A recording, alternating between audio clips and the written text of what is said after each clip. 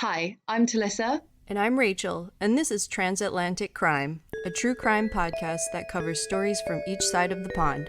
Every week, we will both cover a separate story with a running theme. Disclaimer, this podcast will contain swearing and details that some people may find offensive. If you are of a sensitive disposition, listener discretion is advised. Welcome to Transatlantic Crime. So close.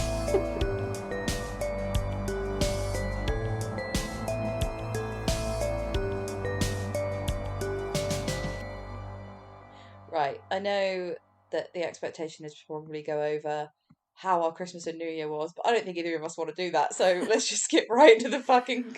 Well, hey, let's It's just New say, Year. let's say Happy New Year, Happy 2022. We hope everyone had a great holiday, better than ours. I know, like, my friend Jenny was telling me, like, how shit her New Year was. Like, she barely gets any time off Yeah, aw, because she's on the ambulances. And yeah. then she said that she, like, went to her hometown and then she was like, hey, everyone, who's coming out? And they were all like, we've all got COVID. She was like, oh, Oh, you motherfuckers. it's So, true. I'm sick, but I don't have COVID. yeah. If people notice a little scratch in my voice, it's because I am sick. I know. And then I was like sick last week, like it's Yeah. just, and now you're being a trooper. So it's just also it's been a bit of a weird one because it just hasn't felt like like usually you're like, oh, I'm gonna make loads of New Year's resolutions and like da da da. Yeah. It just hasn't felt like that because like No. nobody could really do anything and like everyone's just in and everyone's been in for the last 2 years and like Exactly. The last what two fucking resolution am I years. going to make? Like, climb Mount Kilimanjaro? Like, I'm going nowhere. I'm going fucking nowhere. So, You're coming to me in May, so we can look forward yes, to that. We'll make all of our New that's Year's true. resolution then. Yeah, also, if you want to hear a funny story about my sad little life, I found out that obviously I'm just at that age where like everyone's getting engaged. Mm. So, like, found out another friend was getting engaged and then got really depressed about it. And then I bought myself an expensive ring. Mm. And then I sent Tom like a shitty message being like, bought myself a ring because no one else is gonna. And he just like went, it's a really nice ring, you deserve it. And I was like, there is no shaking that man's cage. And then and then I cried all the way home, like Mm. from driving from Andover to Bristol. Yeah, and then when I got home, I was like, "Oh, my period started. That'll be why." Yeah. Like, Oh just man. just a mess, like, just a hot mess I from. totally get it. I know what it's like to have that, like, you're just crying for 3 hours and you're like, everything is terrible. And then 3 days later, you're like, oh, it was my period. Yeah. Oh, right. Oh, that's why. Yeah. Yeah. Yeah. Oh, I So, get it. yeah, I'm feeling a bit better now though. I kind of like I've had the first week back at work and it's all good and we're back on the podcast train. So, Yay. and Arlo's back. He was the Carly's grandma for a while who like I literally thought I was gonna have to pry him out of her fingers. She was just like Oh. wanted to keep him. Didn't he follow you into the bathroom the other day? Or he does that all the time, right? He's I like does it your all the little time. secret I, service. I was just drunk, so I sent you a photo. Yeah. Yeah, I said to you, I feel like Princess Diana with like a Secret Service man being like, I'd Yeah. feel a lot more comfortable if we did this together. Ma'am, I'm gonna follow you to the bathroom. Don't feel weird about it. He's like, I was like, I'm just gonna go for a piss. Arlo's like, okay, I'm on my way. What? Does Tito not follow you like everywhere? We follow Yeah, you he about. does. He does. If I'm going to the bathroom and I have the door shut, I'll just hear his little nose sniffing at the door. Like, are Such a you in creep. there? I just want to make sure you're okay. Or if I'm brushing my teeth, he'll just come in and poke his head in and be like, "Okay, you're brushing your teeth. All right, that's boring. I'm gonna go." I'll let it slide. Yeah. Have you got any true crime docs or podcasts that you've been listening to? Honestly, these past 2 weeks feel like a blur. So I and I also I'm know. sick right now. My brain is not moving, but I did finish Harsh Reality. I know that we had some Yes, so did comments from some I. listeners. Yeah. Yeah, the last episode is out, so if you want to listen, it's there now. Yeah. Sorry I Yes. created that stress for you guys by only Oh yeah. you weren't able to binge the whole thing. had comments on the Facebook being like, Rachel did us fucking dirty, being like, listen to this, and then the end episode wasn't out. Well, it's out now. Okay, It's you can out definitely now. listen to it now. Yeah, go listen. I wasn't expecting that. I really wasn't. I don't want to ruin it, but because they never interviewed her, so it was clearly like what happened to her. But yeah, I wasn't I expecting I that. kind of think I know that they were trying to be really respectful and stuff, but I Yeah. don't think for me it wasn't the true crime part of it wasn't in depth enough. Like I think it No. probably I guess it was a study of like reality TV and how far Yes. people go with that and Yes. trans like rights and Yeah. acceptance of trans people. Right. But for me, like the true crime element of it was really brushed over. Yes, And I definitely. was like, I need to know more about that part. Like, how the Mhm. fuck did that happen? I Maybe that's something wonder. that I have to cover, or maybe we Yeah, can do. definitely. I think that's something that maybe we can dive into. They did kind of gloss over it, but I'm wondering if they did that because they didn't want to make it the focal point. Like they didn't want to, Yeah, they wanted to yeah, remember her definitely. as this beautiful, fun-loving person, and I kind of see why they didn't focus on that part of it. Yeah, like the end episode could have been a whole another series on its own. Totally. Yes, I Like it, agree. there was a lot of info in the last Yeah. episode. Also, I was listening to a podcast called Real Crime Profile, which is Yep. also on Wondery now. I think Yeah. they've I been think signed to I've mentioned Wondery. that one before as well. Yeah, yeah, I think you got me onto it actually. Yeah, yeah. And it's got Jim Clemente, which if you ever like watched any true crime program, he usually makes a bit of an appearance, doesn't he? He's in a lot of true crime programs. He's I an just love ex him. FBI He gets guy. so angry sometimes. It's I know. it's so like I just love it. It's kind of like Paul Holes, but like an angry Paul Holes.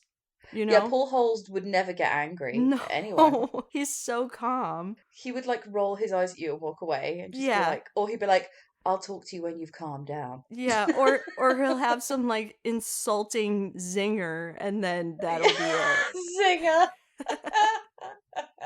Zing. Yeah, he would just like, yeah, he wouldn't even acknowledge it. But yeah, Jim Clemente gets really fired up.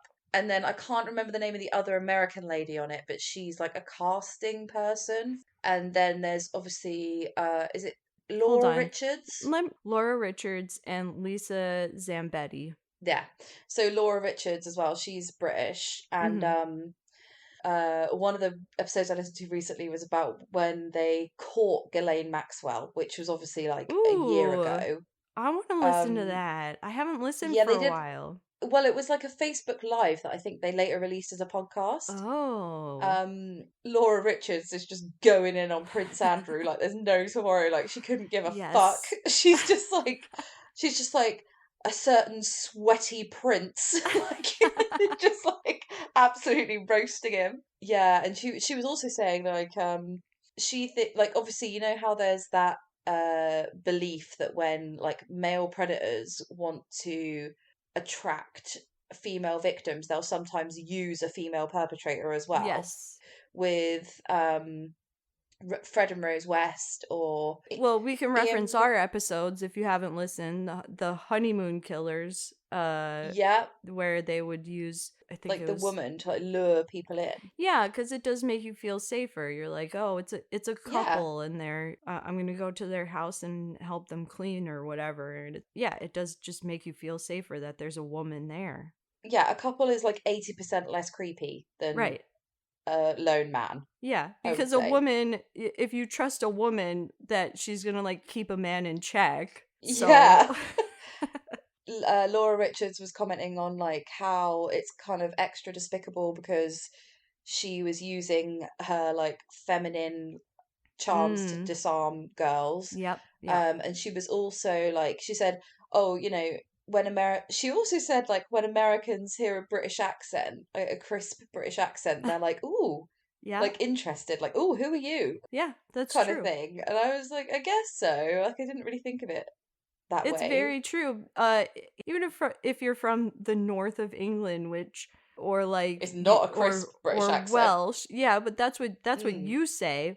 if you're over here and you have in America and you have that accent and you speak, anyone is like, ooh, British accent. They're much posher than I am, like automatically. Yeah, and that's what she was saying. Like Ghislaine Maxwell gained trust that way. Like she was really Yeah. well brought up and had good manners and she was charming. I just really like the way that she's really unapologetic, like in her feminism. And she says they also do a really great series on the Nexium Cult. Yep. They're talking about India Oxenberg and her mum. Is her mum called Catherine Oxenberg? I think so. Before you move on, I just want to say the 2 weeks that we've been off, Ghislaine Maxwell was convicted. So want to acknowledge that. Yay. Yeah. But although I did hear that she might be appealing on the grounds that one of the Oh, yeah. jurors said that he was sexually abused as a child and he would let that get in the way of his judgment or something. And I'm like, that should have been flagged Listen, way earlier. You should well, have been cut way earlier if that was the case. yeah, but I read that too, and I read further comments on it, and one thing that I saw was nobody is unbiased. Like everyone's had Yeah. their experiences. So if a guy, and also it's not really related to Ghislaine because it's a man, so he's What, still so gonna every single assault, like anyone who's ever been sexually assaulted, so all the women on the jury pretty much. all the women on the Like, jury, and also just anyone that you might know. Like you yeah. 100% everyone knows someone who's had So something happen to them. So it's ridiculous to expect the lawyers of Ghislaine Maxwell to complain that a juror was like had this experience, because it's like everyone's had an experience. And even if that happens, she's going to get a retrial. She's not going to get an acquittal. Right, Like, exactly. so, and I think she'll be fucking found guilty again because she's just so fucking guilty. Yeah, she is. It's just a big waste of everyone's time. It And I'm also is. like, why is he coming forward now and saying this? Yeah. I'm not big on conspiracy theories, but the whole Ghislaine Maxwell and Jeffrey Epstein thing, I think that goes right to the top. Oh yeah, it does. Yeah. So many fucking people could be in trouble, big, powerful people. Yeah. I think they're clutching at straws, or he's been paid. Mm. Like, I reckon somebody's like done a deep dive on every single juror and is like, what dirt can we find on the jurors? Yeah. So that we can find somebody who we can say was compromised, or do you know what I mean? Like, there's so many rich people that have a dog in this fight. Yes. That I would not be shocked if if it came out that like they got a PI to look into every single juror and find out what they could come up with. Yeah. To get her an appeal. Yeah. Oh my god! Also on the Nexium Cult one, there was they have a clip at the beginning of like, I think it was from the documentary Seduced, which is on Stars Play in England. I don't know what it's on in America. I think is Stars a channel in America? Yeah. Or a network. I know a bunch of people who worked on that. Really? Yeah. Yeah, because wasn't it female directed? Yep. And you're like, oh, I don't want to name drop. Name drop. Yeah, just the producer of the show is like, she was an editor that I used to work with, and one of the story producers really cool. is, yeah, I know her. LA's a pretty small place. The documentary world in LA is very small. It's like Kevin Bacon's 6 Degrees of Separation. I know someone who's worked on something, or I know someone who knows someone who's worked on something. Yeah. In that, they played like the beginning. They played a clip from the Seduced show, and on the Seduced show, they had the defense lawyer for Keith Raniere. Oh my god, Rachel! If you listen to it, it will just boil your piss. Like, I was listening to it in the car, and I was like, "Fuck you!" Like at the fucking what was phone, because he's basically saying, "Oh, if it was a football team, they brand each other all the time, and like, why aren't they complaining about it? Because they're men." And I was like, I am gonna fucking cut someone. There are Get so this out of my things. ears. They're going, yeah, but it wasn't consensual. He was like, well, they sat there and had it done. And she was like, yeah, but is it consensual if there's blackmail being held over you? Yeah. And he's like, that's part of loads of fraternities, like, da, da, da. And I was just like, oh my God, to be a criminal defense lawyer for a piece of shit. Good How do you luck. sleep at How night? do you Like, sleep? You must be making so fucking, much money to help you sleep. ugh. I wonder if it's more expensive to defend a piece of shit. It must be. I don't Like know. those lawyers that, what is he called? Is there a lawyer called Allen Ginsberg? No, but I think I know who you're talking about. Anyway, Keith Raniere's lawyer, because whoever that is, and I think he defended Harvey Weinstein, and he also defended Jeffrey You Epstein. talking about Alan Dershowitz? Yes, that's exactly who I'm talking about, Allen Mm-hmm. Ginsberg. Poor guy. Sorry. As long as he's done nothing wrong, then I'm sorry. Alan Dershowitz is not a good person.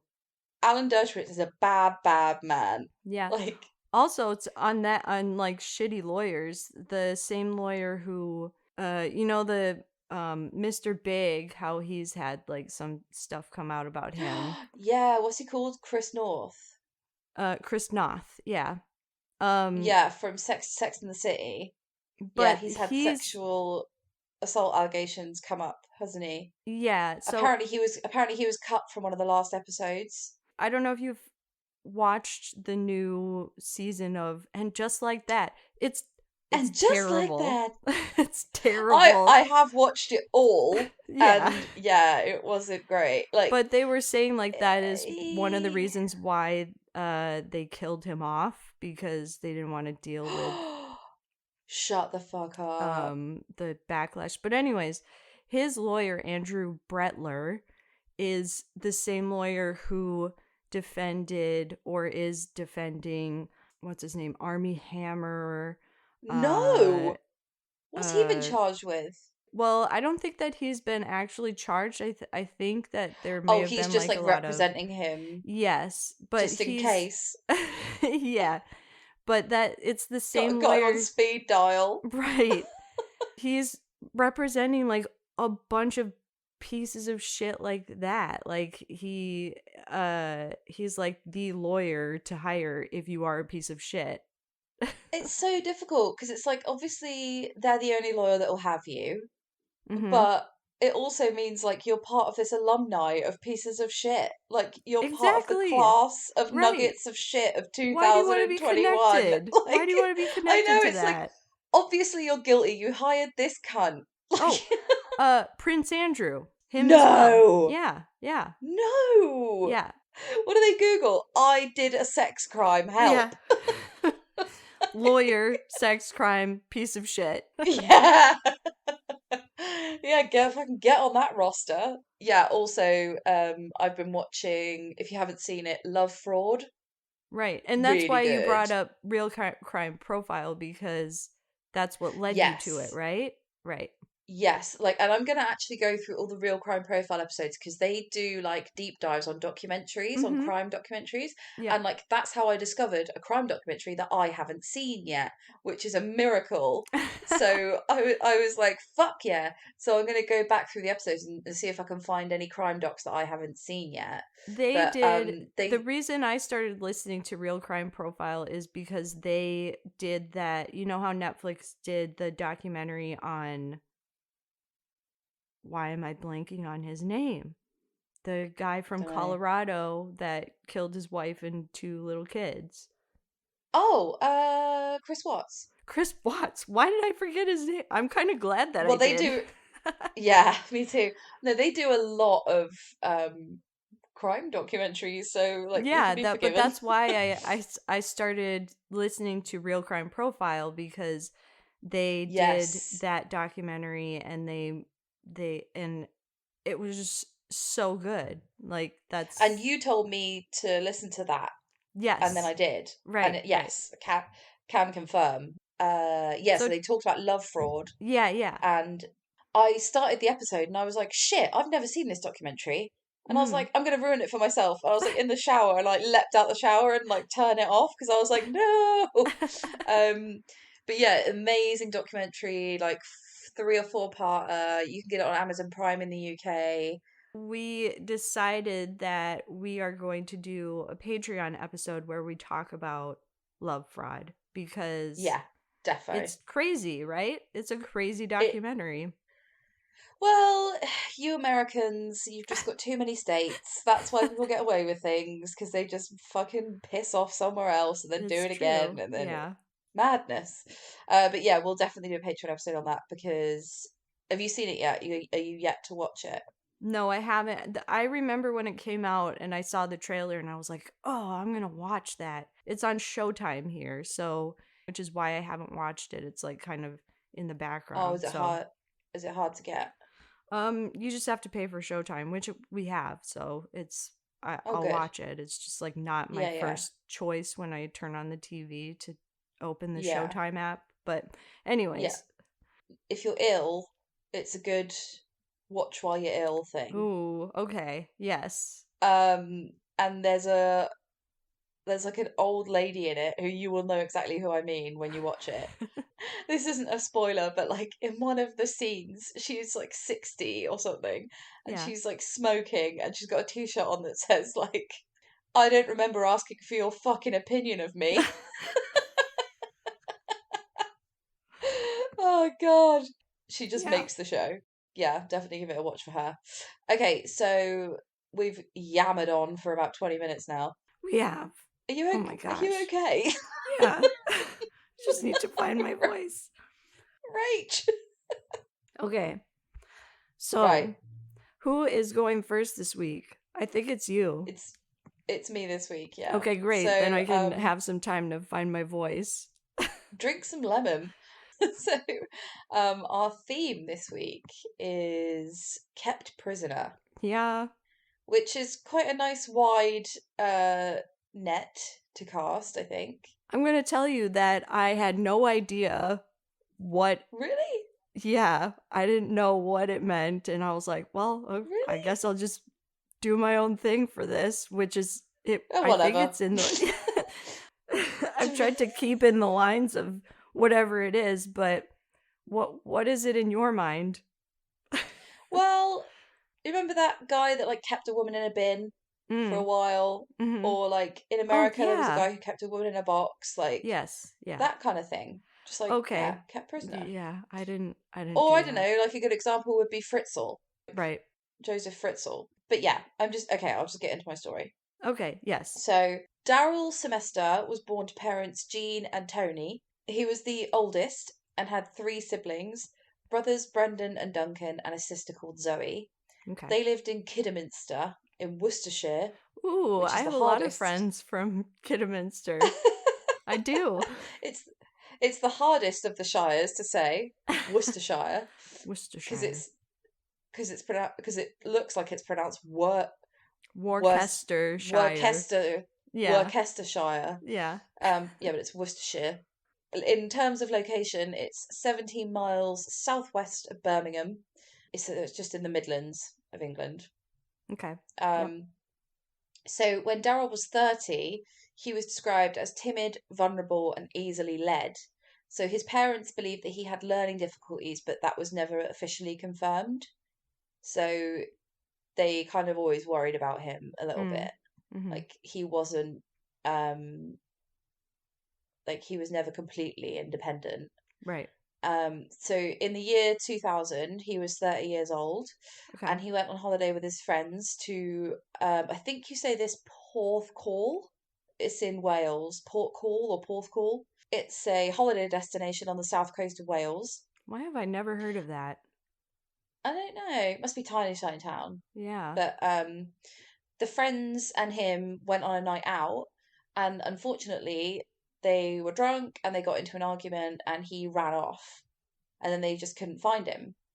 So he was found a few days later by the police sleeping rough under a hedge, and the police tried to tell him to come with them, but he said, "No, I'm okay. I'm staying here." And because he was an adult, there was nothing that they could do. Oh. But also, we all have one of those friends, don't we? That just runs that gets off. pissed and runs off. Yeah, 100%. Yeah. But yeah, so there's nothing they could do. But I only saw that reported in one paper and never mentioned in any others. Okay. So I don't know if that was like maybe false identity or if it happened or didn't happen. Like, but I included it because I just thought it was interesting Yeah. if it did happen. Right. It also lends to maybe what kind of person he was, where he Yeah, didn't want to like go with the police, or he thought that he was okay on his own. yeah, definitely. Yeah. So then a few days after that, his parents received a call from two men who said Darrell was working on the roads with them. So What? you wouldn't probably understand that as like it sounds like a strange thing to say, but like that's a traveler kind of thing. Oh, Like okay. that's what travelers say. Like Yeah. they'll be working on the roads or they'll be doing people's driveways or um stuff like that. Like Yeah. they do like transient work. So basically people were like, oh, so he's with some travelers. Okay. So 8 years goes by. What? Yeah. So, but in those 8 years, Darrell would call home, but only around twice a year. Okay. And then whenever he called, his parents would ask him for an address, but he would say that he couldn't give them one. Okay. So his mum Jean said, I would say that I wanted to send him a birthday and a Christmas card and photos of his three nephews who he had never met. But still, he told me he couldn't give me an address. He would often call from withheld numbers, and his parents heard voices in the background telling him what to say.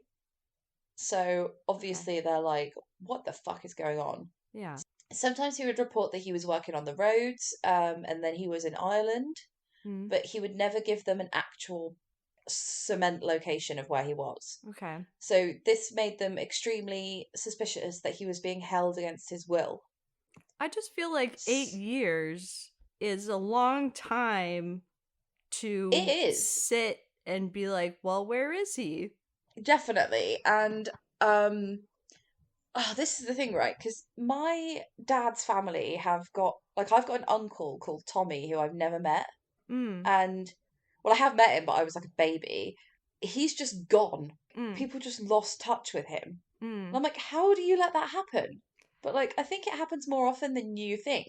I mean, Like yeah, they're that's a happened in my grown family as well. If when it's a grown person, I just feel like 8 years, like maybe 3 years, you would be like, well, where is he? And it would be okay. But 8 years is a long time. That's almost a decade. I know.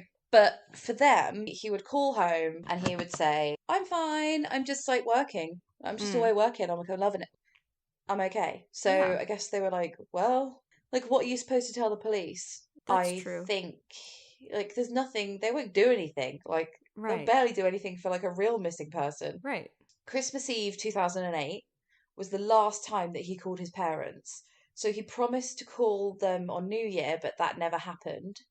And after they realised that they couldn't get hold of him, his parents and siblings, Brendan by this time is 42, Mm. Duncan's 38, Zoe is 37, they decided to track him down.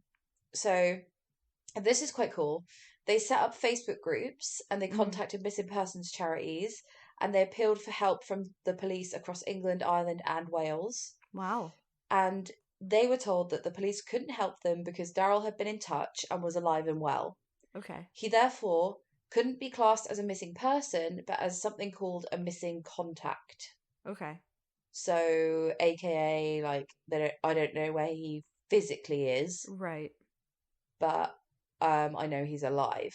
Yeah. So, thankfully, on Facebook, some people have managed to trace the mobile number that he called them from originally to a company in Rumney, which is near Cardiff, Mm. Wales. Mm-hmm. So, what I'm assuming is like he must have called a house phone, and house phones like have proper paper bills and stuff, don't they? Where Right. you can like, Yeah.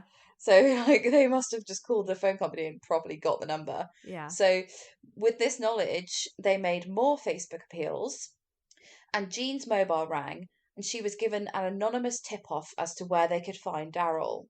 So the person at the other end told her that they'd seen him working on a farm in Gwent Levels, which is between Newport and Cardiff. Mm-hmm.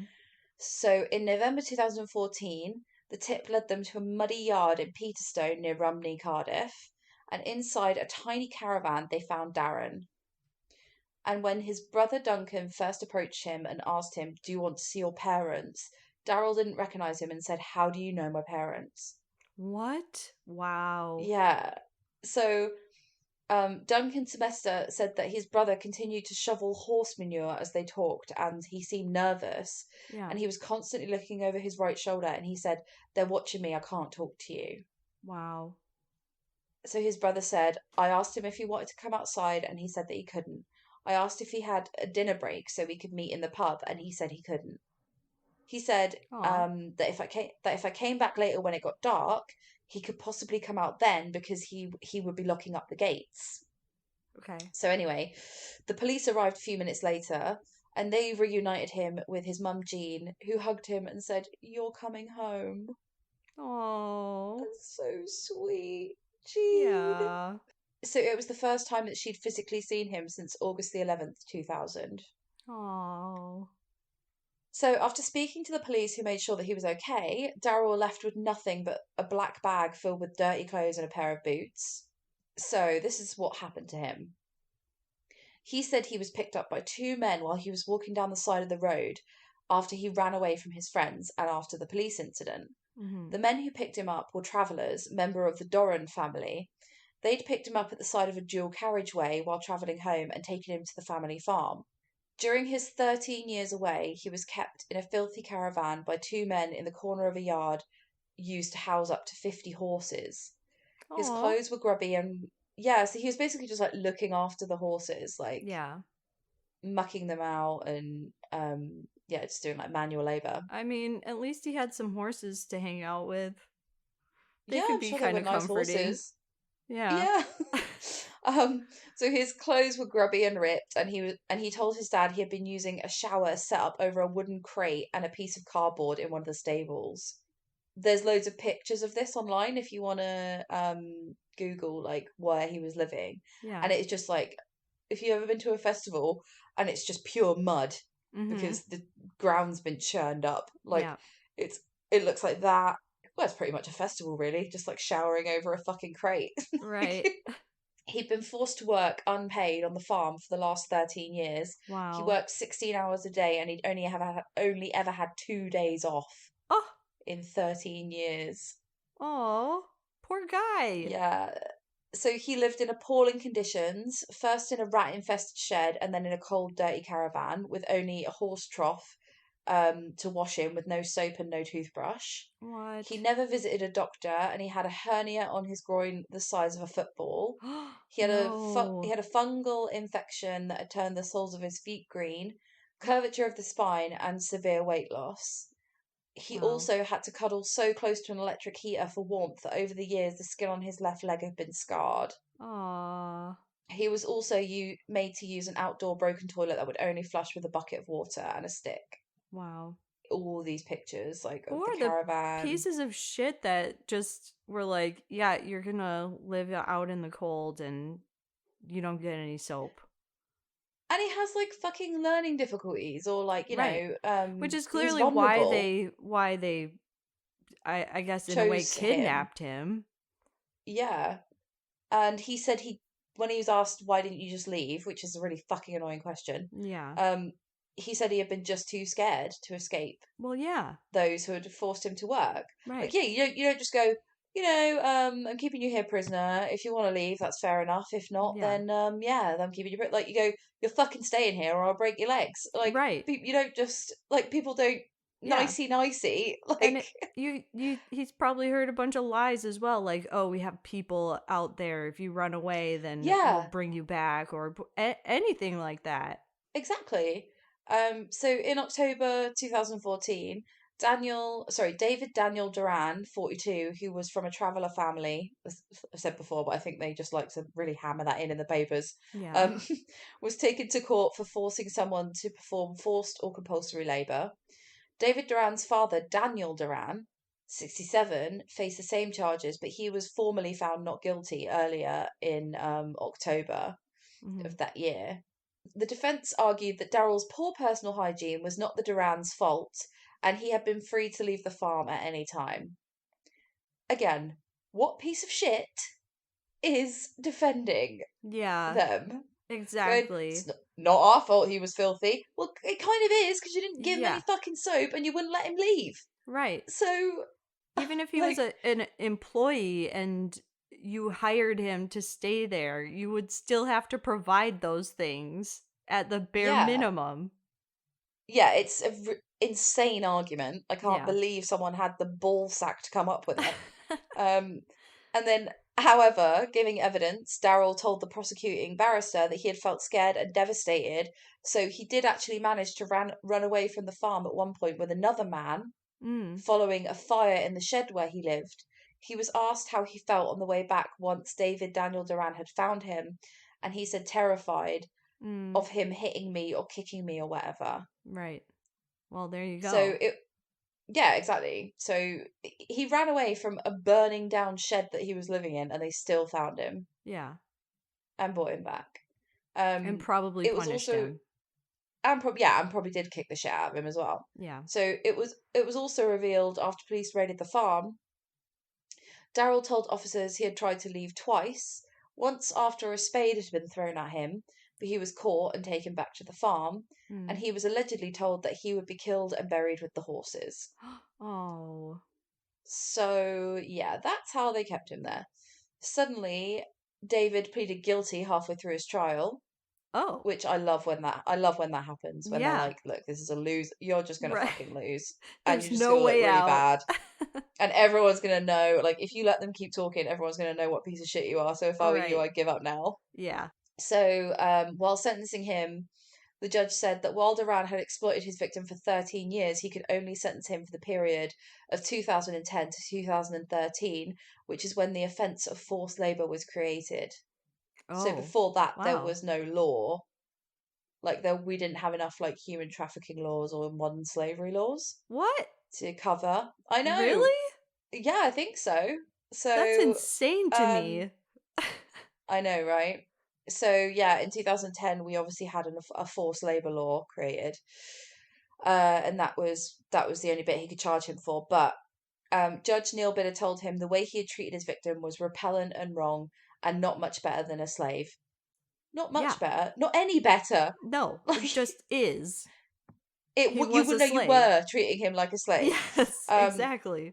the court was also told that the prosecution estimated that the victim's work may have had the value up to £280,000 if he was actually paying him. Yeah.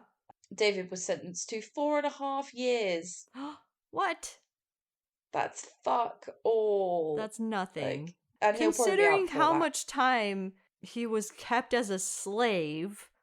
Like, don't you think he should get at least as much as the guy did? Like, at Yes, least as he much as should. Darrell did. Darrell, At yes. least. Yeah. Anyway, the happy ending. Darrell is now living in his own flat, and he Aw. has the support of his family. And when asked what he wanted for the future, he replied, "A wife and a couple of kids." Oh, yay, Darrell. I'm glad you're Isn't okay. that cute? Yeah. And while they feel that the 4.5 year sentence handed to Duran was not enough, the family are satisfied with the outcome of the case. Oh, okay. Yeah, and that is the story of Darrell Simester. Wow. That's a great story that I've never heard of. And it happened Yeah, pretty recently. and there's a few more people actually that basically the police set up like a modern slavery task force because Mm. they just found loads of people that had been kept against their will and stuff. I just think that that's hilarious that it's like, oh, we just introduced this new law. I guess we better look into it. Like before Yeah, 2010, like, oh, that no, we don't have to worry about that. And then now it's like, well, we better chase this down and see like actually, what. that's a bit out of order, isn't it? Yeah, Yeah. yeah. That's actually not cool. Maybe we should address this. Yeah. Laura Richards from the Real Crime Profile thing was like getting really wound up and going, because fucking modern slavery. Actually, I think she swore, but it was like because modern slavery involves men, like that law, like bang, bang, bang, that was like Yeah, passed, like, right. and then she was like, women have been sex trafficked for like as long as anyone can remember, Yeah. and women have to prove that they didn't want to be sex trafficked, but like if it's men that are being treated like slaves, like that's it, the law is passed, like Yeah. it's yeah, so again, she's just one of Nuts. my heroes. I Yeah, just I love love her. her. She just doesn't give a flying fuck. Like No. The same with Jim Jim. Clemens. He's just like he just gets so angry and he just goes off and you're like I like it cuz it's a guy who you don't often hear it from guys who get so angry about No. that kind of stuff. So Like both of one them of the things together, he got really angry about, he was going, people are saying, underage women or underage men. No, they're they're children. children. Yeah. Yeah, like he was like shouting and getting like really upset about that. Like, It's yeah, true it's though. good. They're Like they're both so passionate. can he just like go into like the Senate or Congress whenever they're I like know. figuring out laws of sex trafficking and just yell at everyone? I know. I love him. So what's your story this week? I can't wait to hear what you've come up with, considering you didn't understand the brief. Also, I was sick. I've been sick. So, Mate, no judgment here. Like some of the shit I've come up with, Jesus Christ. well, I was looking at Kept Prisoner and I think in my sick Like lemsip head, addled head. yeah, I was like, prisoner, prison. And I was like, for some reason, I feel like I knew what you wanted like some kind of prisoner, like somebody who was kidnapped and kept or whatever.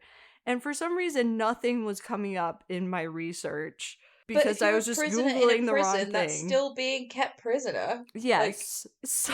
semantically, you are correct. So I decided to, because I feel like I haven't done this for a while, but I wanted to go back to the Wild West and Oh, you love talk the Wild about West. yeah, and talk about just some of the women who had to go to prison because obviously it's rare. It was a rare thing for women to be punished and they would be punished for mainly sex work. That's what women would be Really? punished for. I Yeah. thought they loved a brothel in the Wild West, or have I just watched Deadwood and I I think that is the Wild West? I think they did, but when women would like get out of line and Oh try yeah. and like take what was theirs, then obviously the men were like, That's not cool, you're going to jail." So, Okay, that makes sense. yeah. So I decided to do a little research on the Wyoming Territorial Prison because Wyoming, Wow. even to this day, Wyoming is like, it's so beautiful, but there's like no one there. Like it's so Okay. the population of Wyoming is very minimal. So I just imagine Like it home, back home then. on the range. Yes, exactly. Just like rolling hills and deer running across the street and Big one fat nothing. house every 25 miles. That So, sounds quite nice, to be fair. I mean, it is, but I think I would go a little bit nuts after a while. Yeah, maybe. All right, so Wyoming Territorial Prison was built in 1872 near the town of Laramie in Wyoming. It was paid for by federal money, and the prison had 42 cells when it opened. It had problems from the outset with a fire in Oh god. 1873 and Been opening recurrent. 2 years. Yeah, exactly. But then I'm like, no one's in Wyoming. Like, there's probably like two guys working there. So what could they do? I'm assuming it's made. I'm assuming it's made out of pure wood as well. Actually, there's a picture of it. It's like brick. It looks like an old brick schoolhouse. It doesn't even look like a jail. Okay. Like a couple of stories, but yeah, brick. So there was a fire in 1873, and then there were a lot of jailbreaks. Of the 44 prisoners accepted in the first 2 years, 11 escaped. I mean, Oh, dude. 44, that's not that many, and you let 11 get away. 25% really of your population is fucked off of their own accord. Exactly. Which is, again, 11 escaped prisoners in this small town of Laramie. I feel like you would spot them immediately. It's not like everyone doesn't know each other there. Unless they teamed up and like dressed up like a deer. Or like a moose. Yeah, or had some kind of disguises or something. So by 1877, the prison was overcrowded. As the prison filled, its reputation worsened and it became less used, being considered more appropriate for those with light sentences. In 1888, it expanded to 150 cells over the course of it being opened until it closed in 1903. So it was open for what, less than 30 years or about 30 years? It housed over 1,000 men and just 13 women prisoners, convicted of crimes ranging from robbery, illegal liquor sales, because that's when Prohibition? I think, the start of Prohibition, and manslaughter. So boring. I mean, Prohibition, not manslaughter. Yeah. One of the most famous prisoners there was Butch Cassidy. He was there from 1894 to 1896. But today we're going to talk about a few of the 13 women and how they ended up in Wyoming Territorial Prison. Also, I imagine, 150 men, or let's just say 140 men and 10 women. That sounds like a horrible experience for any woman. I'm truly hoping that the women were kept very separate. I don't know. I couldn't find out. Was there like a really small section, but it wouldn't have been that far away from everyone else. Yeah. So the first few women sent there only spent a short amount of time there.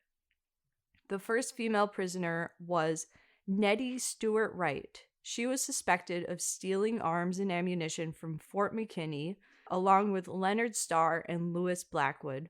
She was imprisoned for 2 weeks, from the last week of July 1880 until August 6, 1880, when charges against her were dropped because there was insufficient evidence.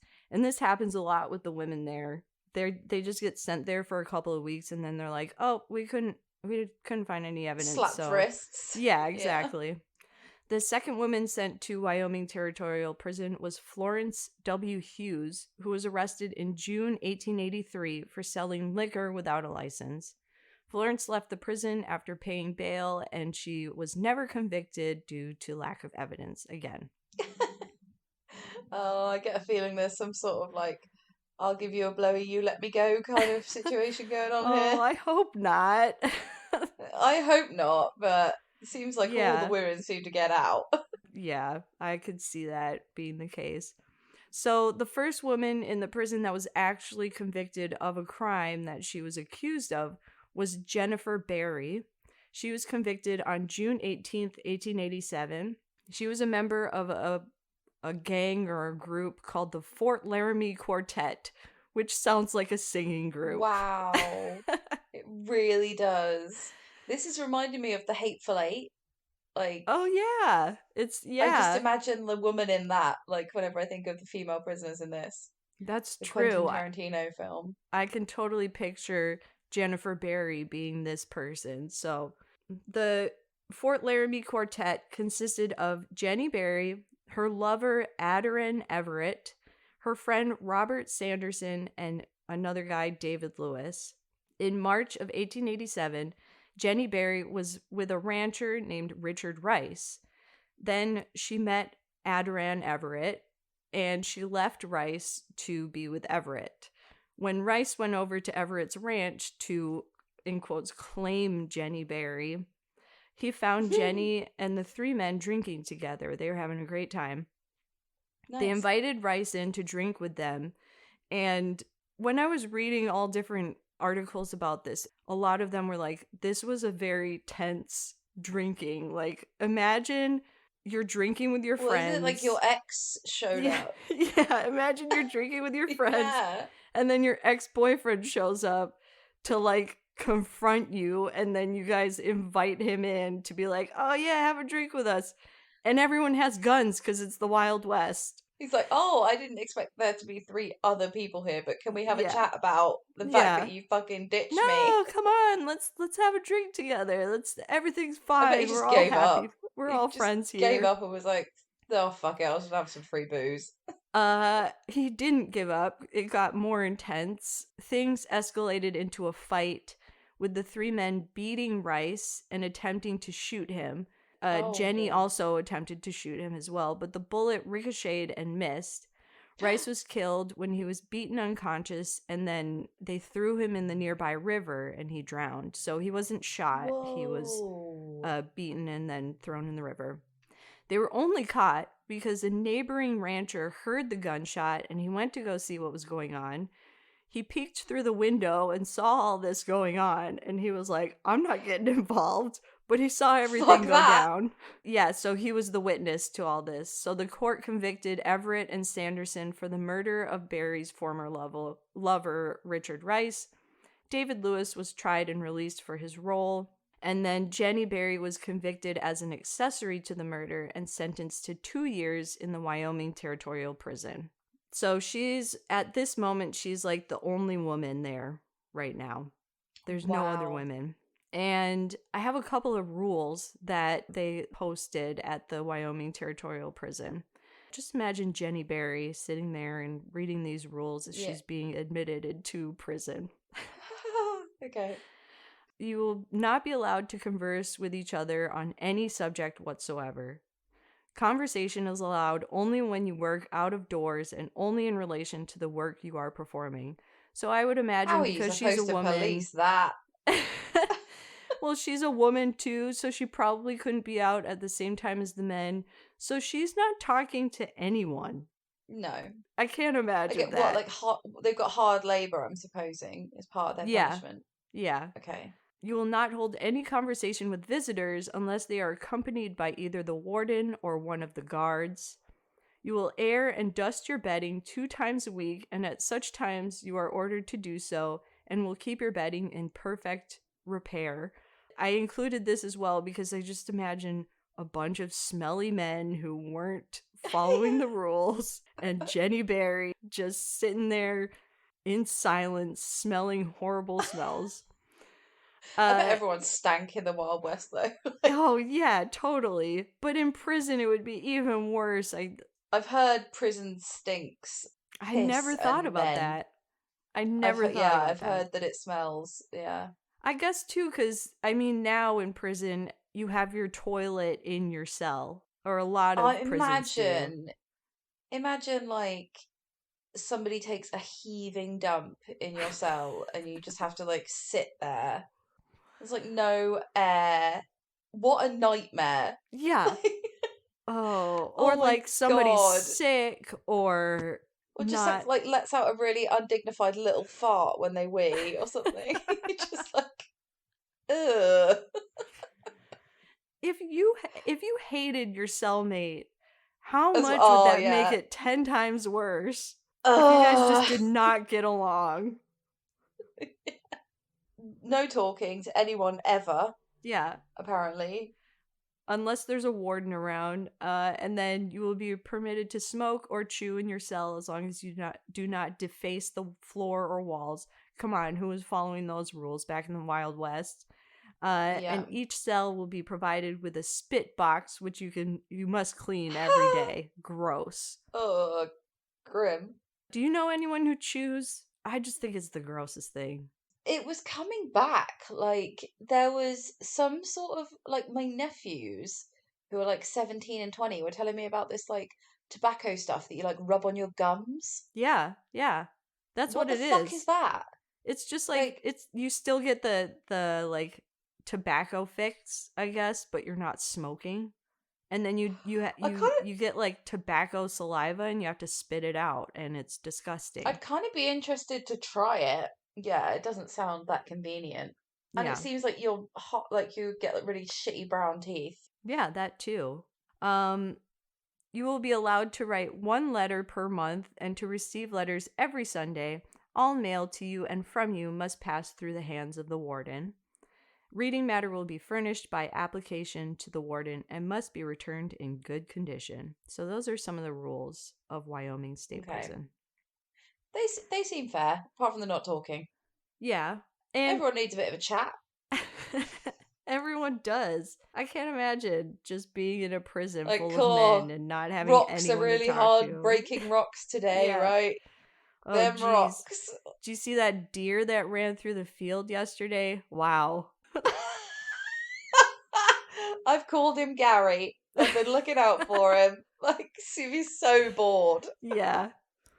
All right, so Molly Ringsinger and Belle Jones were prisoners number 10 and 11. Both were abandoned by their husbands. Belle was a mother of 6. To survive, they turned to petty theft and sex work. Belle and Molly were caught when Belle wore a jacket she'd stolen to a large social gathering. The original owner recognized it, and Belle and Molly were sent to Wyoming Territorial Prison. They served 18 months for their crimes. Like, where are their kids? This is a nightmare. Yeah, I know. She was probably cold. That's it. 18 months for a stolen That's jacket. That's a long time. Just give it back. Got 18 months for a stolen... Like, she got 18 months for a stolen jacket, and attempted, murder got, 2. Yeah, accessory to murder got 2 years. Yeah. So this was one of my favorite because there's a picture of this woman, and I just love this picture because she's looking straight at the camera. Her expression is like, what the fuck are you looking at? I don't remember asking you a goddamn thing. Yes. I think we should post it. Her name was Eliza Stewart, or she was also known as Big Jack. Yes, please. Yes. She was convict number 459. She walked up and shot a man in the neck at a dance hall in Hanna, Wyoming. It was not known whether it was a lover's quarrel or a fight over money. She was convicted for, in quotes, assault to commit manslaughter. She was incarcerated at the prison from 1899 until 1901. And yeah, we should post her picture because I love it. She's got a little cowboy hat on. She's looking straight down the camera. Wow. Just great. I mean, she probably had her reasons. Yeah. Being a woman in Wyoming at that time. Just, oh, mate, it sounds like dog shit. Yeah. And if you were a person of color, which Eliza, aka Big Jack, 10 times harder. 100 times harder. Yeah. Yeah. So, one of the last female prisoners to stay at Wyoming Territorial Prison was Stella F Gratton. Stella is one of the first persons in the U.S. to use kleptomania as a defense. She was caught. Yes, please. She was caught when so a bunch of mail was going missing, and back then people would send money in the mail. Yeah. So Inspector C.M. Waters, he started investigating it because there was money going missing in that area for 2 years. The inspector traveled to the many houses that had claimed that money had been stolen from their mail, and he matched the writing on the envelopes back to Stella. She was the wife. That is some old school detective work. Yeah, totally. So Stella was the wife of the owner of the Myersville post office. So when he went to go and interview her, Stella explained to him that a stranger on horseback had come to the Myersville station with the letters and asked her to address and send the letters.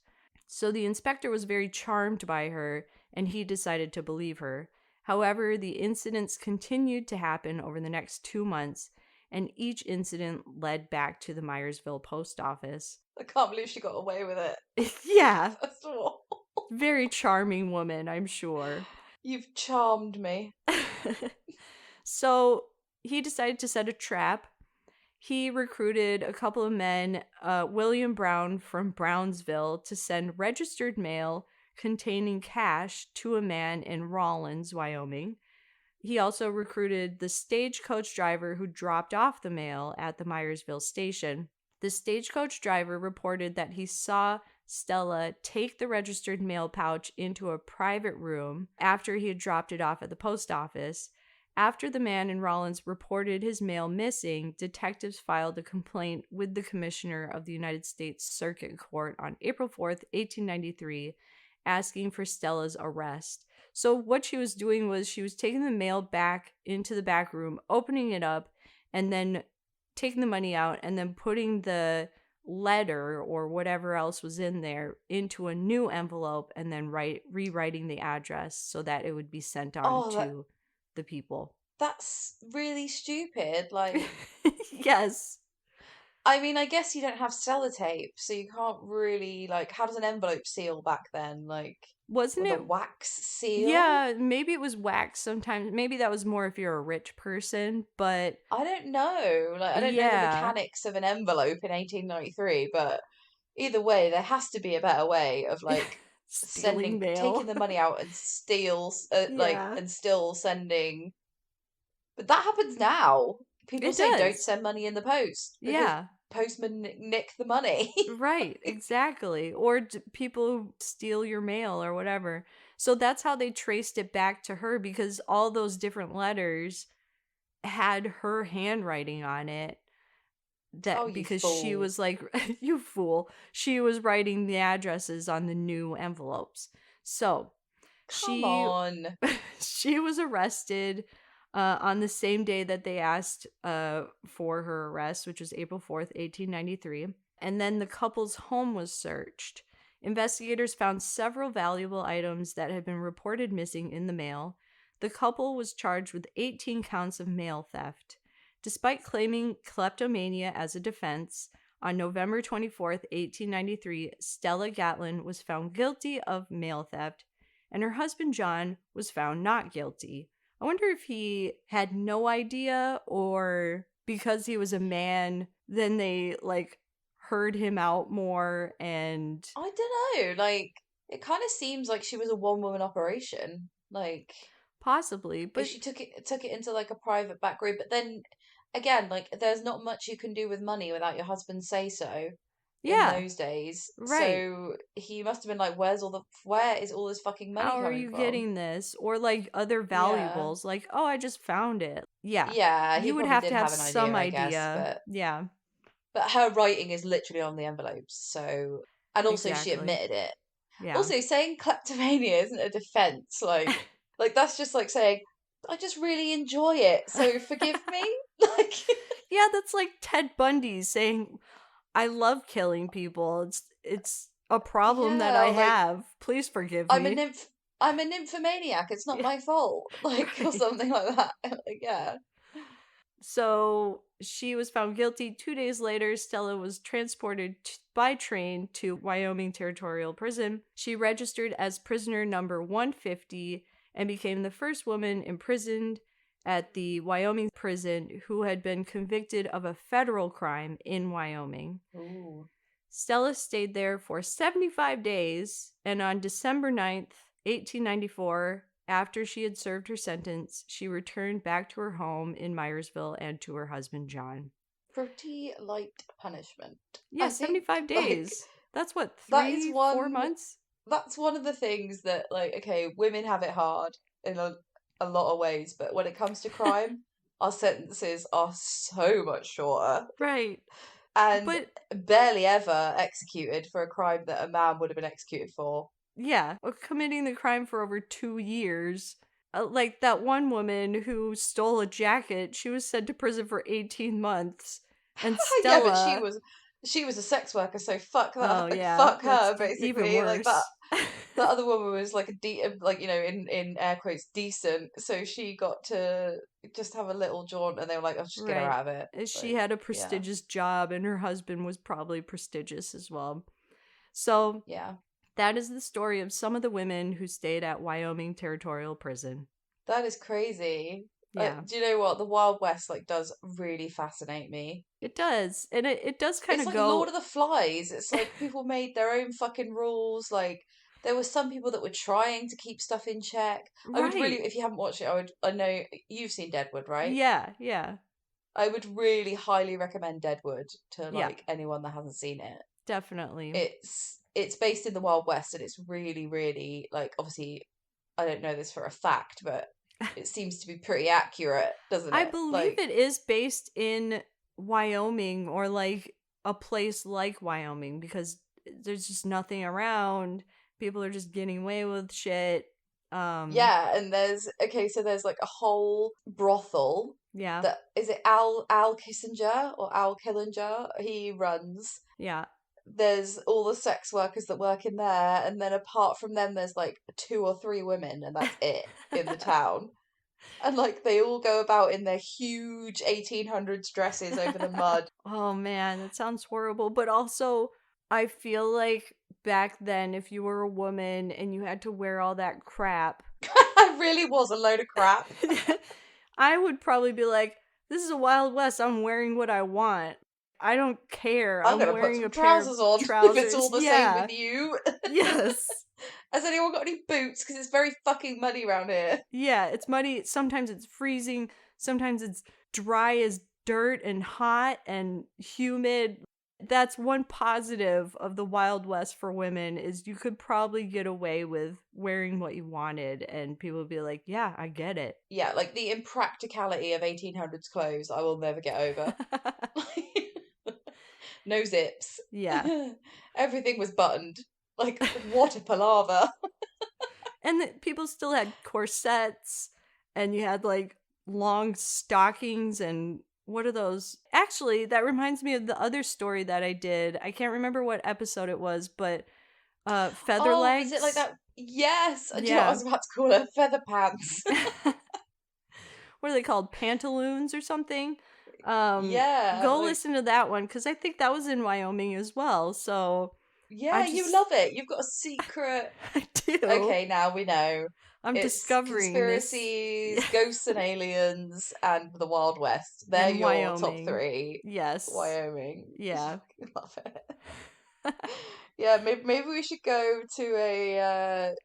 Have you ever been to like a fake old Wild West town? Don't they have those we in should. America? There's one in Joshua Tree. We should go. It's called Pioneer What? Town. Yeah, we're gonna go. Why didn't you tell me that? I would have gone to that. Because I've been there before, and sometimes there's nothing open, and there's like no one around, so there's no point. And then other times, there's people around, and there's like little shops open, and there's a horse show or something. Oh my God, I would love that. We'll take a road trip. We'll take a little road trip, and we'll go when you're here in May. Yes, 100%. Okay, well, we've been cracking on for about an hour and 20 minutes now, so yeah. Thanks for listening, everyone. Hope you had a great new year. Thank you for listening. We're back, and we won't go away again. I'm sorry, No. I just couldn't. It had been a long year. We needed a little break, and we appreciate you coming back to listen to us. And I appreciate everybody's kind comments about get better soon, and everyone's been really sweet about it. So hopefully we haven't lost too many people with that 1 week off. Yeah. Also, listen to our Patreon. Thank you to everyone who's signed up in the past couple of weeks. We will send out our thank yous probably next week, but I posted one today. Yay! Sign up to our Patreon. Yeah. We will be putting up new episodes on there soon. So, thanks. We will. Bye. Okay, bye. Bye. Thanks for listening to Transatlantic Crime this week. If you liked what you heard, please rate, review, and subscribe. And if you'd like to follow us on social media, you can find us on Twitter at TransatCrimePod, Instagram at Transatlantic Crime, and on Facebook with Transatlantic Crime Podcast. Thanks, bye.